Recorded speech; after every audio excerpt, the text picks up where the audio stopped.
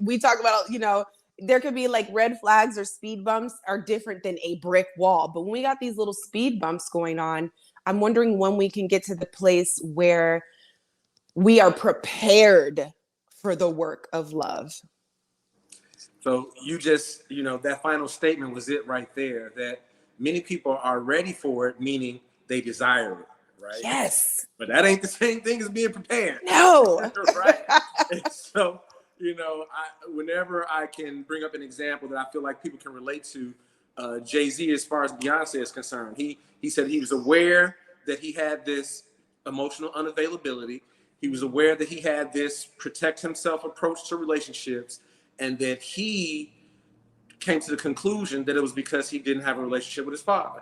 Mm-hmm. And that once he reconnected with his father, okay, boom, I'm ready now. Like that was the thing that was holding me back.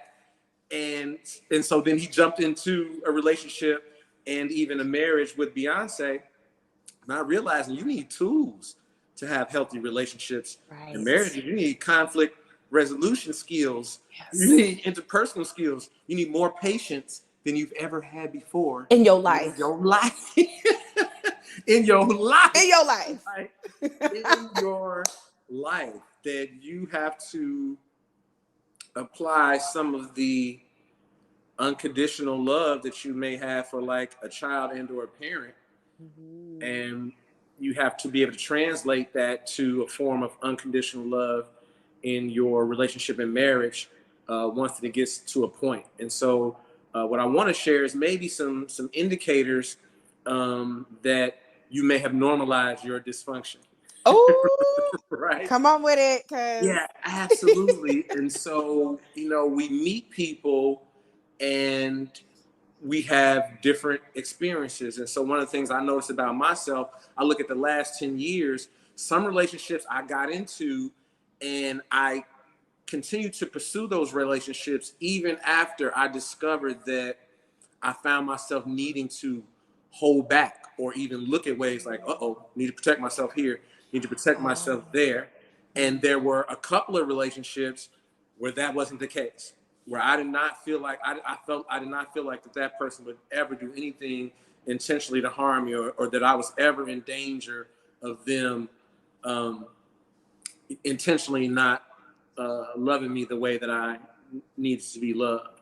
And so that allowed me to be fully emotionally available. In those other circumstances, whether it was through getting to know them or having some type of experience together early on, I felt myself holding myself back at times and, asking myself, is it time yet? Is it this? Is it that? And that is an indicator within itself. If you're having to use the rules to survive the relationship, you're having to implement the policies and procedures, right? Then you're, not fully emotionally available, right?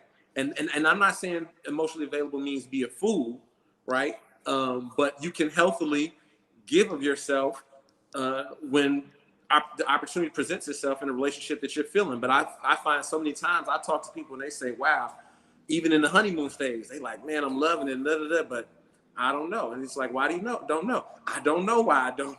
I don't know. So then that's something, that's something going on with you. And so you need to dig deep and, ask yourself that if you are comparing anything to past relationships.